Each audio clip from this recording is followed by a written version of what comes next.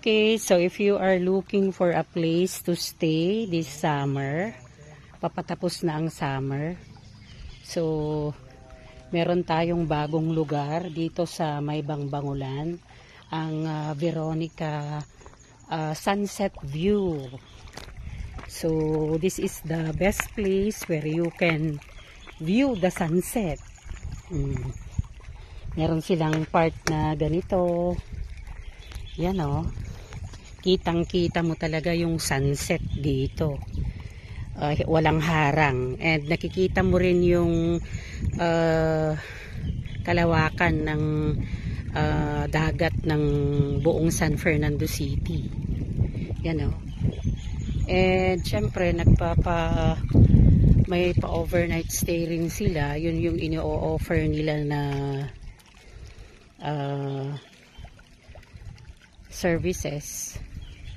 Saka ito, yung swimming pool, yung swimming area nila. Okay, so mamaya titingnan natin yung buong area. Pero I want to share to all of you, my dear followers, na talaga namang at this point in time, mga 5:45, napakalamig na ng hangin dito. And syempre, wala kang maririnig kundi mga huni ng ibon na lang.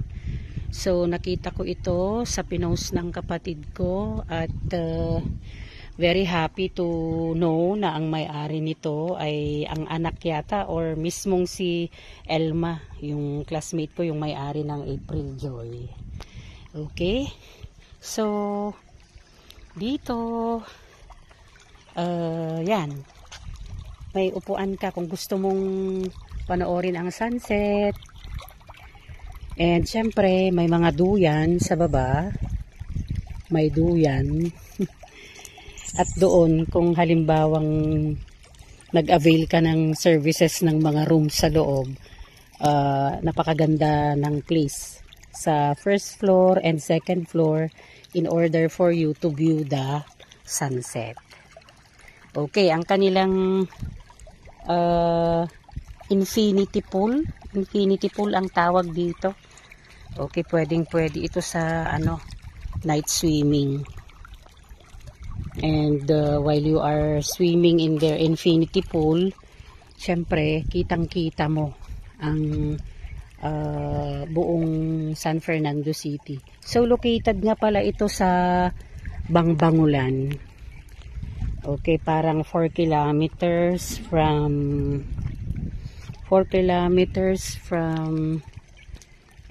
mismong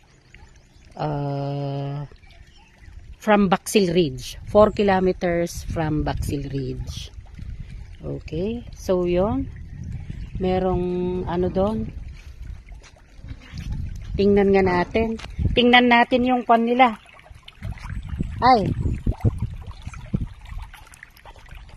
Tingnan natin yung mismong bahay para ma-feature na natin. As promised to Elma, i-feature ko yung yan, pwede rin kayong mag-barbecue. I-feature ko yung mismong bahay. Okay, tingnan nga natin yung tingnan ko nga yung balcony niya. One.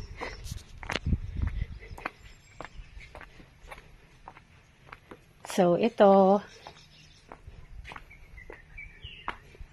na yung mismong place. Yan. Ang ganda.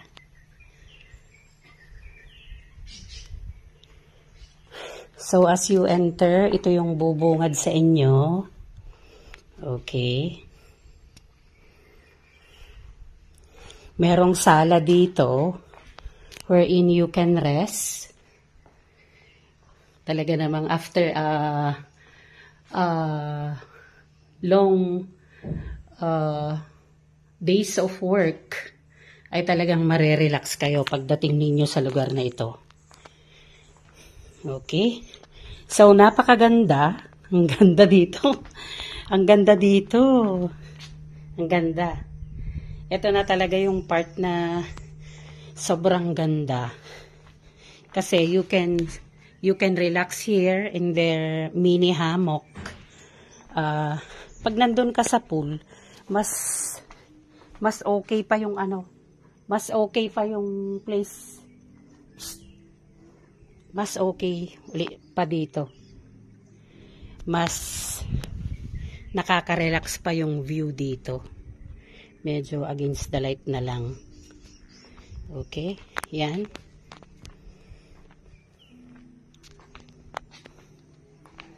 So, guess of 12 or 10.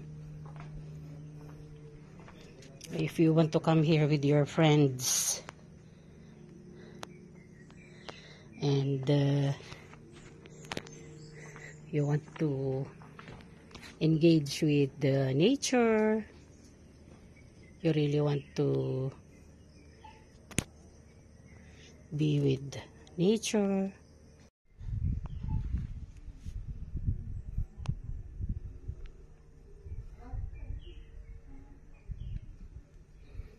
Yan. So if you will come with your friends, meron silang maluwang na sala dito. And if you really want to have a good view of the sunset, a perfect view of the sunset, then you can sit down in this 12-seater table, or you can sit down over there kung dadalawa lang kayo, or you want to rest in that hammock over there. Meron din sa first floor. And syempre pa yun. Yun yung magandang upuan nila. Where you can enjoy the view, not only the sunset, but nature. Syempre, kitang-kita na yung buong San Fernando, San Juan dito. Na talaga namang breathtaking. The view is indeed breathtaking. Yun nga lang, wala pa silang ino-offer na pagkain, siguro sooner or later. Okay, siguro magdadala na lang tayo. Magdadala na lang din kayo. Okay, yan. So, nandun yung infinity pool nila. Ang ganda.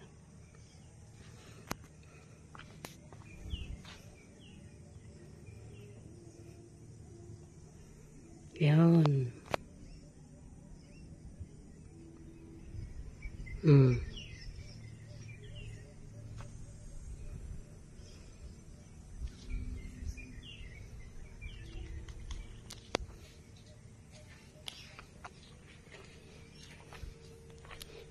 Actually, pupunta sana kami dito kahapon. Hindi kami natuloy kasi may nagsabi na hindi pwede. Pero at least napuntahan ko na.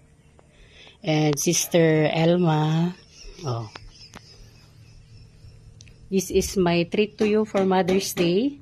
Blinablog ko na yung place ninyo ng anak mo. And sana maging very successful ito. Sana dadayuhin ng maraming mga guest.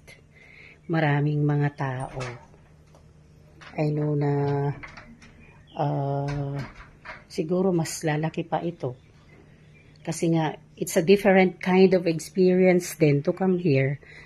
Hindi malayo nga siya sa dagat, pero dito naman siya sa kabundukan. Dito naman talaga siya sa mountain. And with an infinity pool. Imagine the experience of swimming in the infinity pool. Ang nakikita mo naman ngayon is talagang kabundukan. You are really free to commune with nature. Mga huni ng ibon ang kasama mo, umaawit sila habang tinitingnan mo ang buong kalawakan at nandito ka sa taas ng kabundukan ng Bangbangulan. At talaga namang napakatahimik ng lugar. Napakatahimik, sadyang napakatahimik. And may papaya pa dito, napakaraming bunga. Yes. So, hindi na ako bababa. Kasi parang itong top floor, ganun din sa first floor. Yun lang, hindi natin ma-feature yung mga rooms. Hindi na natin maipapakita. Pwede bang ipakita ang rooms? Itong room na to? Ah, yes. Oh, bukas na yung isang room. And if you happen to avail of their rooms, wow. Wow, ang ganda. Oh, napakaganda. Very cozy. Ito yung room na iaabil ninyo kung matutulog kayo dito. Hindi nga lang masabi ni ate kung magkano ang isang gabi dito. Hindi mo talaga alam? Oo, hindi daw niya alam. Pero ang ganda, napakaganda. Wow. Okay. So if you want to treat yourself here, akyat kayo ng bundok, magsiswimming kayo sa infinity pool nila, and syempre, you will stay in this luxurious room. And syempre, may enjoy ninyo ang sunset, makikita ninyo ang buong karagatan ng San Fernando and San Juan. Okay, at talaga namang nakaka-relax. Sobrang nakaka-relax. Sobra. Ang ganda. Ganda-ganda. It's really a home away from home. So, sa lahat ng mga followers natin, sa ating 78,000 followers, come one, come all and visit this place. Very easy. Nasa ano siya? Nasa Google na siya. So, check nyo na lang yung Google Maps to reach the place. And mamaya, ano ko rin yung kalsada and the gate coming here.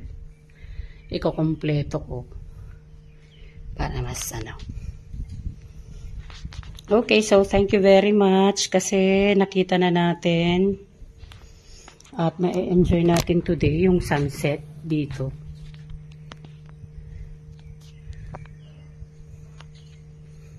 Come one, come all.